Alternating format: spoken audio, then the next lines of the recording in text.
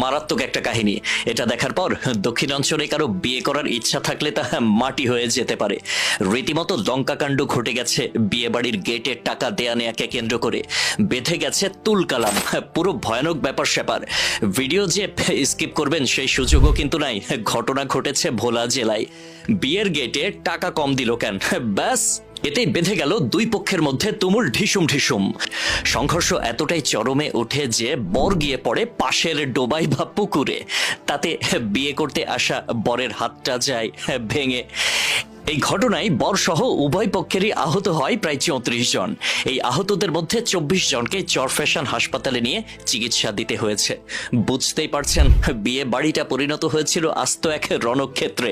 13ই October রোববার দুপুরে দক্ষিণ আইচা থানার চর মনিকা ইউনিয়নের 8 নম্বর ওয়ার্ডের ভুঁইয়ার হালোট এলাকায় কনের বাবা নূরে আলমের বাড়িতে এই ঘটনা ঘটে। এর মাত্র সপ্তাহ 2 আগেই দক্ষিণ আইচা থানার চর মনিকা ইউনিয়নের 8 নম্বর ওয়ার্ডের এই ভুঁইয়ার হালোট এলাকার নূরে আলমের মেয়ে লিমা বেগমের সঙ্গে জাহানপুর ইউনিয়নের 7 নম্বর ওয়ার্ডের নাসির উদ্দিনের ছেলে মনির হোসেনের পারিবারিকভাবে বিয়ে হয়। রোববার দুপুরে 40 জন বরযাত্রী নিয়ে কনের বাড়িতে বউ আনতে যান মনির হোসেন ও তার স্বজনরা। তবে চিরায়ত বাংলার নিয়ম অনুসারে তাদের গাড়ি থেকে নেমে গেটের সামনে গিয়ে দাঁড়াতে হয়। এ সময় কনেপক্ষের লোকজন গেট আটকে তাদের